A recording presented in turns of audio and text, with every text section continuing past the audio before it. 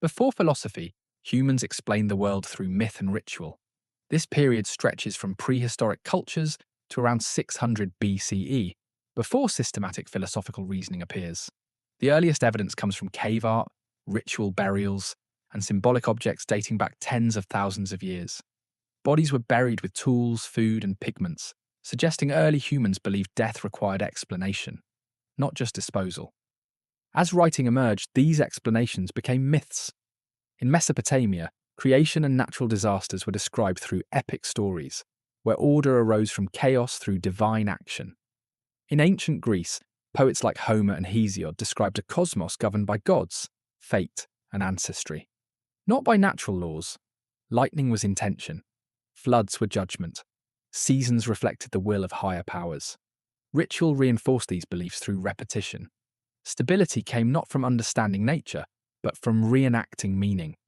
Early cosmology was not about objective truth. It was about survival, order, and psychological certainty. Philosophy begins later, around 600 BCE, when humans stop asking who caused events and begin asking what the world is made of. Before reason, there was myth, and myth is where philosophy begins. Around 600 BCE, a radical shift occurs. For the first time, humans begin explaining the world without myth or divine intention. These early thinkers are called the Presocratics, philosophers who lived before Socrates. In the city of Miletus, Thales argued that everything comes from water, not a god of water, but water itself as a natural substance. Anaximander rejected specific elements and proposed an indefinite origin, something boundless underlying all things. Heraclitus claimed that reality is constant change. You never step into the same river twice. Parmenides argued the opposite. That change is impossible, and reality is one and unchanging. These thinkers disagreed violently, but they shared one assumption. The world is governed by principles, not stories. Philosophy begins here, when explanation replaces narration, and nature replaces the gods. By the mid-5th century BCE, philosophy shifts again. The question is no longer what is the world made of, but how should a human live? In Athens, Socrates turns philosophy toward ethics, arguing that an unexamined life is not worth living. He writes nothing. He questions everyone. His student Plato preserves these dialogues and argues that reality extends beyond appearances, toward abstract forms such as justice, truth, and good. Plato's student Aristotle brings philosophy back to the world. He studies nature, logic, politics, and ethics, seeking knowledge through observation and classification. In this period, philosophy becomes systematic. Logic, ethics, metaphysics, and politics are defined as disciplines. Classical Greek philosophy ends in 322 BCE, with Aristotle's death. But its framework shapes Western thought for more than 2,000 years. After 322 BCE, the Greek world collapses into uncertainty. City-states lose power. Empires rise and fall. Stability disappears. Philosophy responds by turning inward. This era is called Hellenistic philosophy. Epicurus argues that peace comes from simplicity, limiting desire, and avoiding unnecessary pain. Zeno of Citium teaches that freedom comes from accepting what we cannot control and mastering our reactions instead. Skeptics claim certainty itself is the problem, and that peace comes from suspending judgment. In this period, philosophy becomes practical, not about truth for its own sake, but about how to remain calm, resilient, and sane in an unpredictable world. Hellenistic philosophy ends around 30 BCE, when Rome absorbs the Greek world, but its lessons remain deeply modern.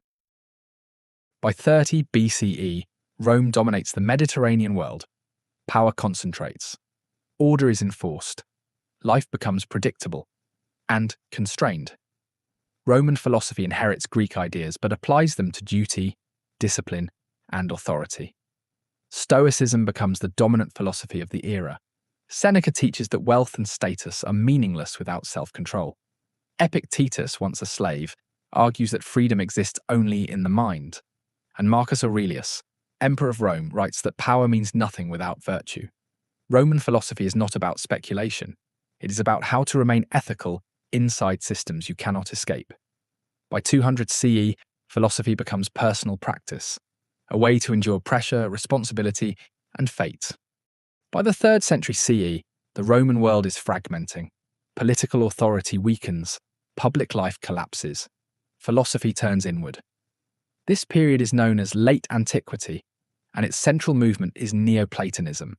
Plotinus argues that reality flows from a single source he calls the One. Beyond matter, beyond language. The material world is no longer the focus. Truth is found through contemplation, purification of the soul, and ascent toward unity.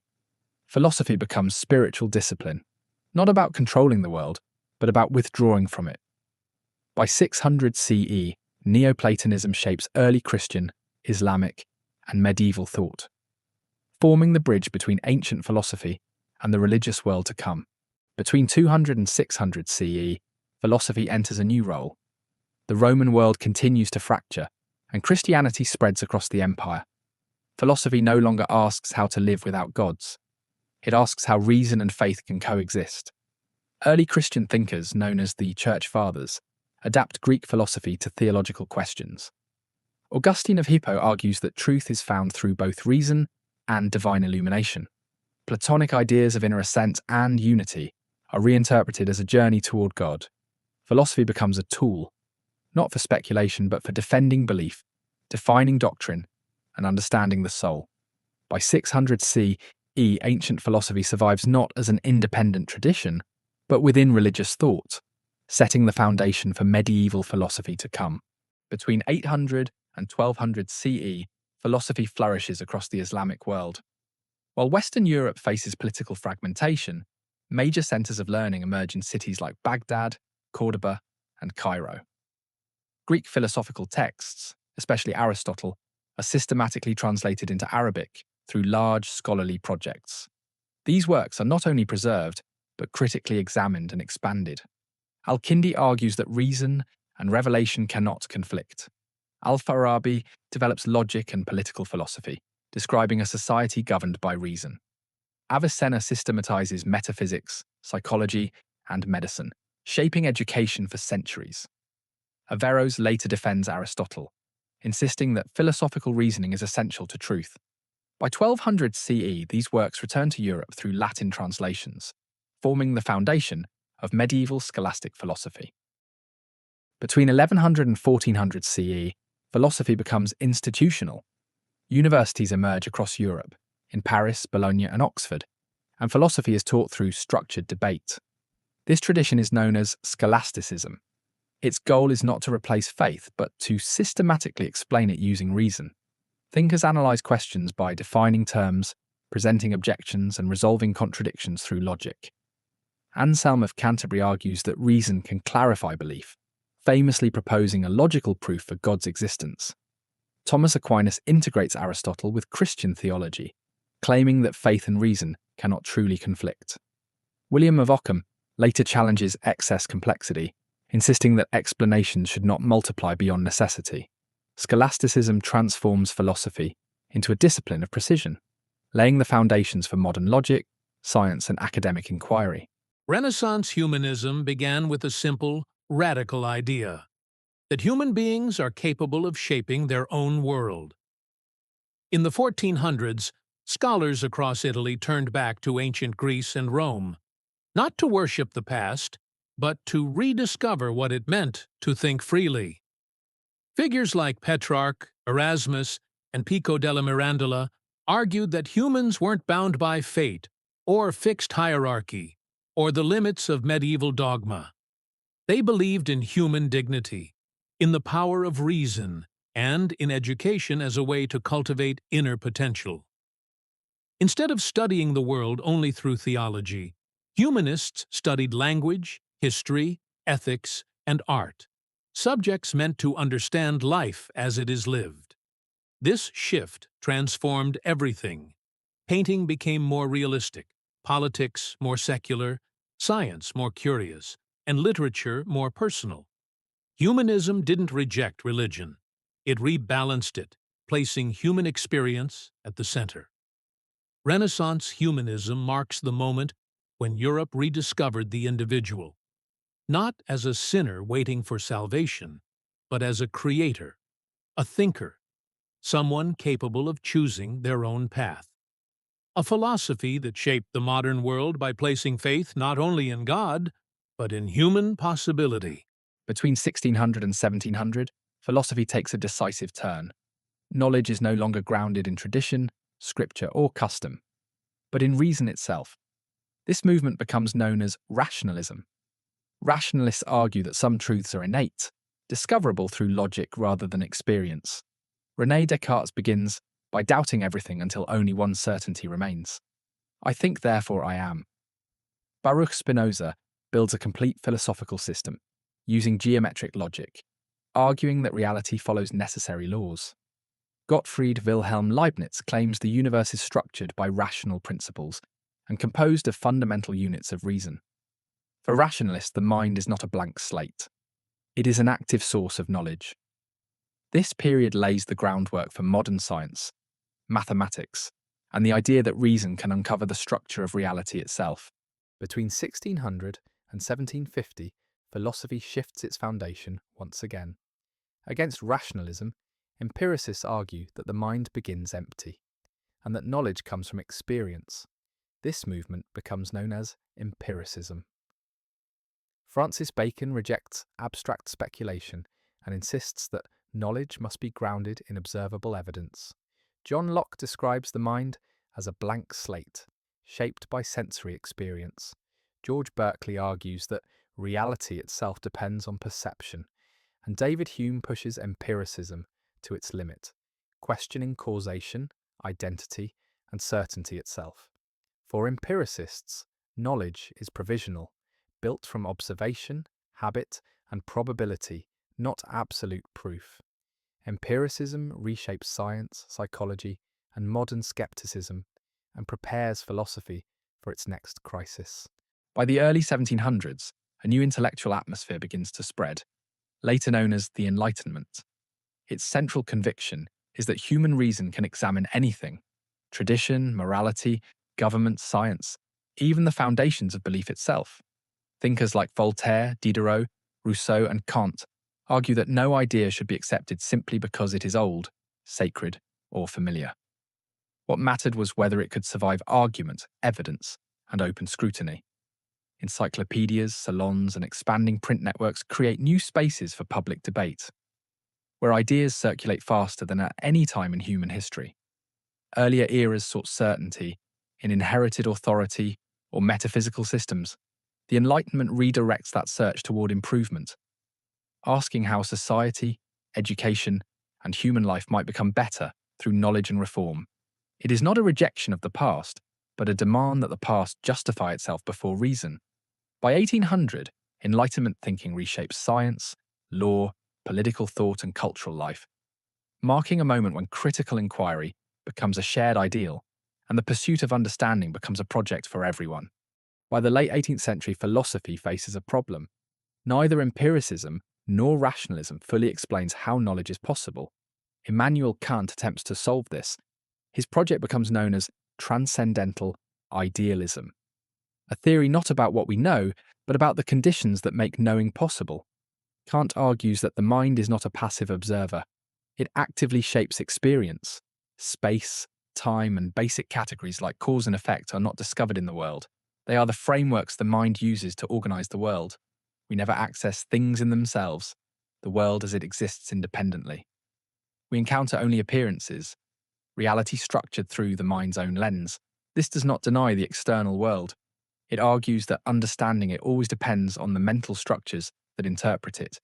Kant's insight reshapes metaphysics, science, and ethics, turning attention inward, from the world we observe to the mind that observes it. Transcendental idealism marks a shift from asking what reality is to asking how reality becomes intelligible. After Kant, a new generation of philosophers tries to answer the questions his system left open. This movement becomes known as German idealism, an attempt to understand the relation between mind, freedom, and the structure of reality itself. Johann Gottlieb Fichte argues that the self is not shaped by the world. The world becomes intelligible through the activity of the self. Friedrich Schelling expands this, proposing that nature and mind are expressions of one underlying reality, two sides of the same creative force. Then comes G.W.F. Hegel, who develops a vast system where history, culture, and consciousness unfold through a rational process of development, conflict, contradiction, and resolution. For Hegel, reality is not static. It is something that becomes. Thought evolves. Society evolves. Spirit evolves. German idealism shifts philosophy from analysing the conditions of knowledge to exploring how mind and world co-develop through time. By the mid-1800s, its influence stretches into politics, art, theology, and later movements like Marxism, Existentialism, and Phenomenology. It marks a moment when philosophy attempts to grasp the whole, mind, nature, history, as a single unfolding reality. In the 19th century, philosophy confronts a rapidly changing world: industrial growth, urbanization, and expanding political rights. Out of this landscape emerges utilitarianism, a moral theory built on a simple but radical principle. The right action is the one that produces the greatest happiness for the greatest number. Jeremy Bentham formulates the idea first, arguing that pleasure and pain are the basic measures of human value. John Stuart Mill refines it, insisting that happiness is not only pleasure, but the development of human capacities: intellect, dignity, freedom. Utilitarianism shifts ethics from rules and traditions to measurable outcomes and social consequences. It becomes a tool for evaluating laws, education, economic policy, and public welfare. Anything that affects the well-being of entire populations. The movement's strength lies in its clarity and practicality. Its challenge lies in calculating happiness for millions of different lives. By 1900, utilitarianism influences politics, reform movements, economics, and modern ideas of rights and justice, marking a moment when ethics becomes not only philosophical, but statistical, social, and public. By the mid-19th century, industrial society transforms the world. Factories, new forms of labour, expanding cities, and growing economic inequality. In this environment, Karl Marx and Friedrich Engels propose a new way to analyse history and social life, a framework that becomes known as Marxism. At its core is a simple claim: material conditions, the way people produce and exchange goods, shape social structures, beliefs, and institutions. Marx argues that history develops through tensions between groups with different economic interests, a process he calls class struggle. He examines capitalism not only as an economic system, but as a structure that creates contradictions. Tremendous productivity on one hand, and alienation on the other, separating workers from the products of their labour and from their own human potential. These contradictions, he believes, drive historical change. By 1900, Marxism becomes one of the most influential intellectual movements of the modern era, shaping debates in philosophy, economics, social theory, and the study of power and inequality. Whether accepted, revised, or criticised, its ideas redefine how thinkers understand society, history, and the forces that shape human life. In the late 19th century, a new concern enters philosophy: not systems, not history, not society, but the individual human being. Søren Kierkegaard argues that truth is not abstract, but lived. He focuses on inwardness, the difficulty of choosing, and the anxiety that comes with real freedom. For Kierkegaard, becoming a self is not a matter of knowledge, but of commitment and responsibility. A generation later, Friedrich Nietzsche challenges the foundations of Western morality, declaring that inherited values often suppress human vitality and creativity.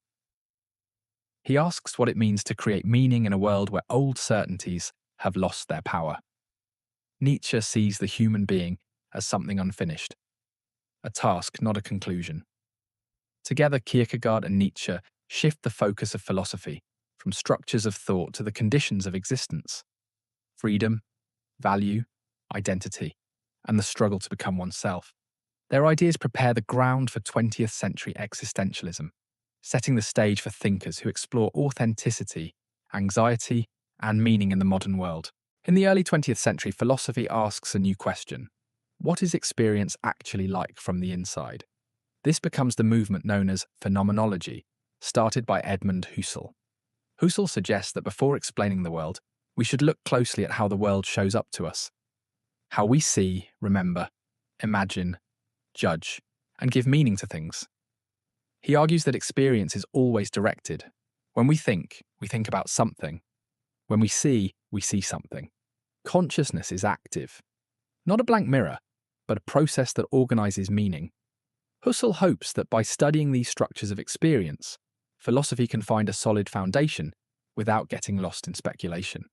His student Martin Heidegger takes phenomenology further, asking what it means simply to exist.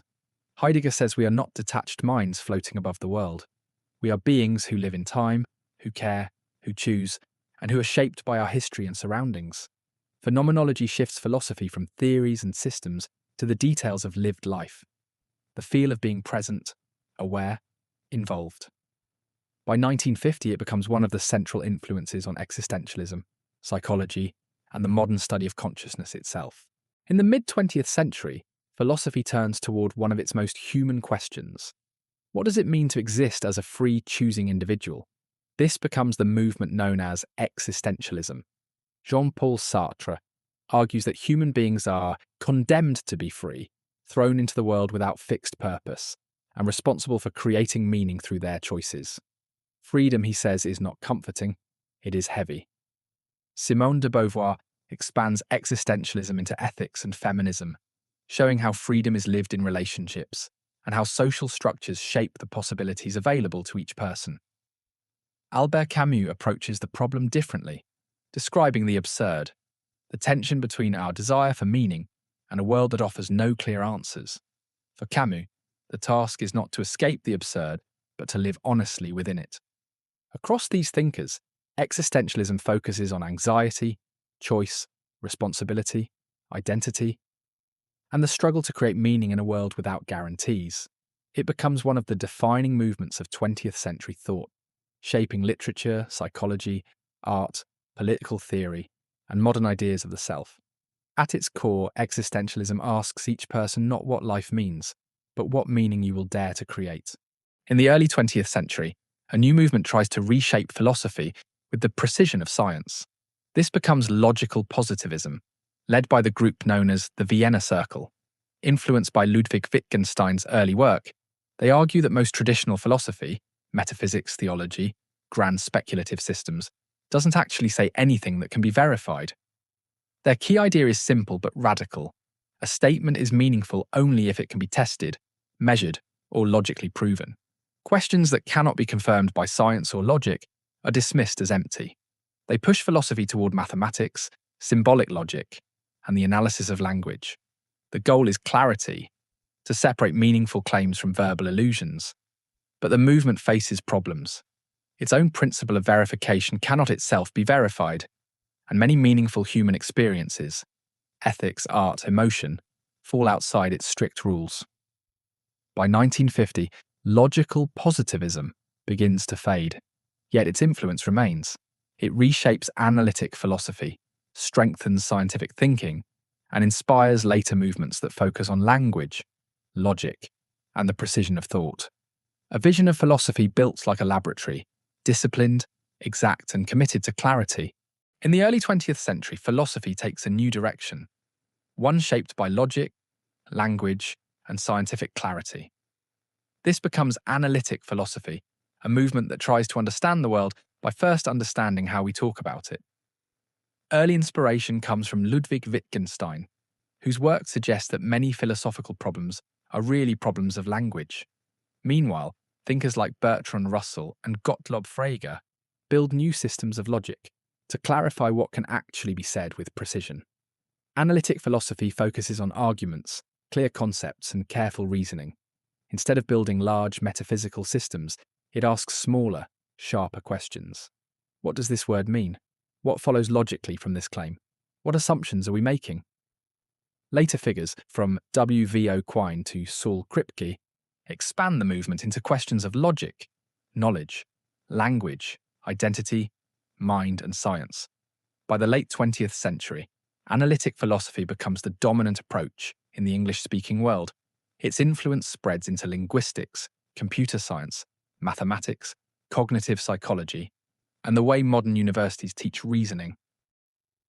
At its core, analytic philosophy is a discipline of clarity, an attempt to understand reality by understanding the structure of thought itself. By the mid-20th century, a new idea takes hold. Individuals may change, but the structures underneath them do not. This becomes structuralism, the attempt to understand culture, language, and society by uncovering the hidden systems that shape them. The movement begins with linguistics inspired by Ferdinand de Saussure, who argues that language is not a list of words, but a network of relationships, a system of differences that gives meaning. In the 1950s and 60s, this idea spreads far beyond language. Anthropologist Claude Lévi-Strauss searches for the deep patterns beneath myths and cultures, claiming that human societies share underlying structures that the mind cannot help but produce. Critics and writers like Roland Barthes apply structuralism to symbols, images, fashion, and popular culture, decoding meaning the way one analyses grammar. Even history is reimagined. Thinkers such as Michel Foucault argue that beneath every era lie rules of knowledge, structures that define what can be thought, spoken, or understood. Structuralism suggests that what we believe is personal may actually be shaped by systems older and larger than we are. By the 1970s, the movement begins to fracture, but it leaves behind a powerful insight. To study humans, you must first study the structures that make human meaning possible. By the late 20th century, confidence in stable structures begins to fracture. If structuralism searched for hidden systems, post-structuralism asks, what if those systems are unstable? Thinkers like Jacques Derrida argue that meaning is never fixed. Words refer to other words endlessly. Every text contains tensions, contradictions, and assumptions it cannot fully control. Meaning is not discovered, it is constantly deferred. Michel Foucault shifts attention to power. He studies how institutions, prisons, hospitals, schools, shape what counts as truth in each era. Knowledge, he argues, is never neutral. It is tied to systems of authority. Meanwhile, Jean-François Lyotard describes the postmodern condition as a loss of faith in grand narratives, the big stories that once promised progress, unity, or universal truth. In their place, fragmentation, plurality, local perspectives.